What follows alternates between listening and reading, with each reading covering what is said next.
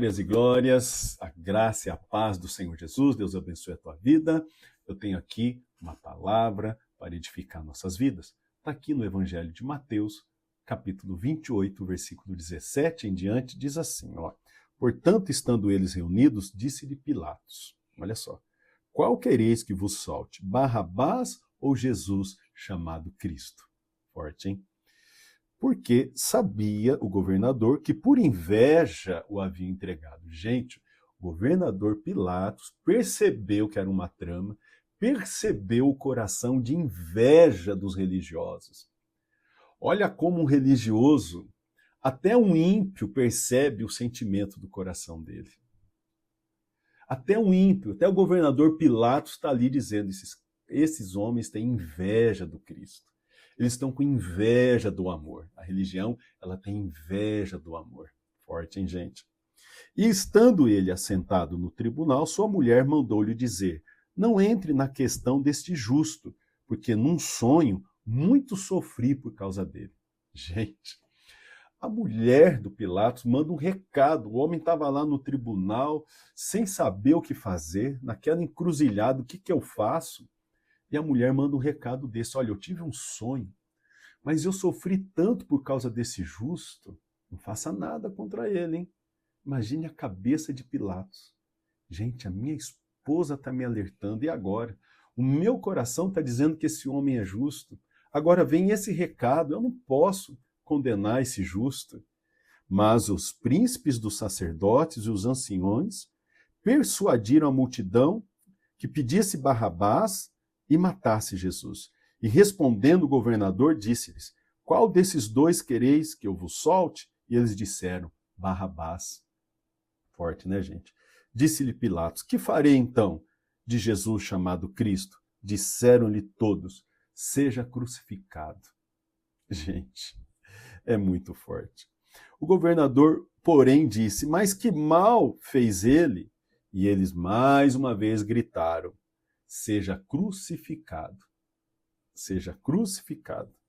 Então Pilatos, vendo que nada aproveitava, antes o tumulto crescia, tomando um pouco d'água, lavou as mãos diante da multidão e disse, estou inocente do sangue deste justo, considerai isto. E respondendo todo o povo, disse, o seu sangue caia sobre nós e sobre nossos filhos. Então soltou-lhes Barrabás e, tendo mandado açoitar a Jesus, entregou-o para ser crucificado. Queridos, você acha que Pilatos, de repente, virou uma pessoa boa? Você percebe como é a trama de Satanás? Como o diabo... Lembra, Jesus, quando foi batizado e foi levado pelo Espírito de Deus ao deserto para ser tentado, e ali ele foi aprovado, né, e começou o ministério, o diabo ofereceu o sistema do mundo, caso ele o adorasse. Então você percebe que o diabo, nesse sistema mundano, ele estava ali usando Pilatos, usou até a esposa de Pilatos. Percebe, querido? Não era aquele, de repente, um homem tão malvado que mandava matar, destruir vilarejos, colocar fogo em vilas, na casa das pessoas, matar as pessoas. Ele não tinha um pingo de amor, de compaixão por ninguém. Você acha que agora ele estava sendo compaixão com o Cristo? Não. Ali era o próprio diabo usando a vida dele. Porque a cruz, que foi a minha, a sua vitória, a cruz, que foi a nossa vitória, seria a derrota de Satanás. Seria a derrota da morte.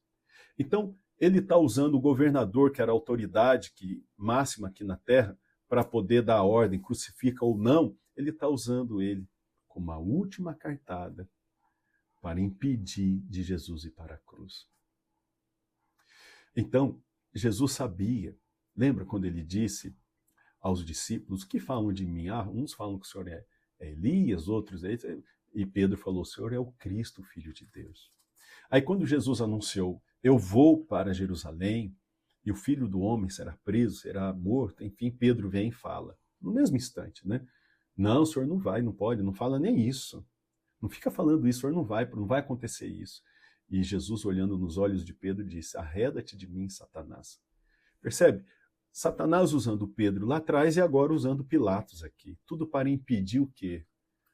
de Deus fazer o seu sacrifício perfeito. Tudo para impedir de ser feito a salvação, o que seria a salvação para a humanidade. Não deixe nada impedir você de entregar a tua vida a Jesus. Você está perdendo tempo. O que é perder tempo, pastor Edivaldo Domingues?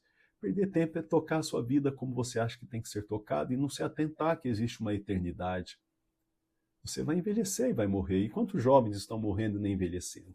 E para onde vai a alma? Sabe, guerras, rumores de guerras, doenças, o amor esfriando, o tempo abreviando e ainda assim você não se atentou. Para onde vai a sua alma? Percebe? Não está na hora de você parar com as coisas e dar atenção à palavra de Deus? A vida eterna? Você observar o que aconteceu aqui com Jesus? O próprio governador, a autoridade máxima, querendo impedir ele de ir para a cruz, para te salvar, para me salvar. Mas nada pode impedir o agir de Deus. Nada. Nada. Nada impediu. E Jesus foi crucificado, e Jesus ressuscitou ao terceiro dia, está sentado à direita de Deus, e como está escrito aqui também neste evangelho, Jesus dizendo, a mim foi-me dado poder no céu e na terra. Então Jesus, hoje glorificado, assentado à direita de Deus, é no nome dele que hoje nós oramos e pedimos qualquer coisa e ele nos concede. Eu quero trazer isso ao seu coração, que você deixe de ser uma pessoa carnal, medrosa, natural, e entenda que se você aceitou Jesus no seu coração, você é uma pessoa que tem o direito ao sobrenatural, a viver pela fé, não pelas coisas do mundo, e através da fé agradando a Deus, pois foi feito esse sacrifício perfeito, e hoje você confessa Jesus, você não pode viver pelo medo, você tem que viver pela fé, você tem que viver crendo na palavra do Senhor. Então, somente assim você terá uma vida sobrenatural, como diz o próprio Senhor Jesus, a mim me foi dado poder no céu e na terra. E se você tem a Cristo hoje, você vai viver bem aqui na terra, como é nos céus. Percebe? Que é a oração do Pai Nosso. Venha a nós o teu reino, seja feita a tua vontade aqui na terra, como é no céu. A Jesus foi dado esse poder. E é por isso que você hoje, você que se declara um servo dele, você que declara essa fé em Jesus, você tem o direito a ter uma vida e vida com abundância aqui, porque lá no eterno já vamos ter uma vida boa. Queridos, então não seja iludido por Satanás, por pensamentos, por vistas, por ouvidos, por circunstâncias. Você viu como o diabo ilude? Você viu como ele estava usando aqui o governador, como usou a esposa do governador, como usou Pedro lá atrás para querer impedir o agir de Deus? Então, muito cuidado com coisas, com vozes que querem tirar você do centro da vontade de Deus. Seja tu uma bênção nas mãos de Deus. Não se engane, não se deixe iludir. O diabo é o pai da mentira, o diabo é o pai do engano. Ele pode usar pessoas muito próximas a você ou ficar usando a sua própria mente, dando sugestões para tirar você do centro da vontade de Deus. Deus queria que o filho dele fosse ao Calvário. Jesus foi. Não foi impedido de ir, ele foi, tinha que ir. Por isso somos um salvo dele hoje. Agora, hoje, eu e você temos que vigiar para não deixar Satanás nos tirar do propósito, porque Deus tem um propósito na minha e na sua vida. Nós temos que ganhar muitas almas para o reino de Deus. E o diabo quer impedir, muitas vezes fazendo você tomar decisões erradas ou decisões que venham agradar a sua carne e desagradar a vontade de Deus. Até Jesus orou 3 vezes pedindo para passar aquela vontade, dizendo, Senhor, se for a tua vontade eu vou, mas livra-me desse cálice, percebe? Então muitas vezes não vai agradar, e quem diz que vai agradar você ou família ou amigos? Não vai. Fazer a vontade de Deus não vai agradar os homens, mas você agradando a Deus, você vai salvar os homens. Então fica essa mensagem para o nosso coração. Que Deus te abençoe. Um beijo no seu coração.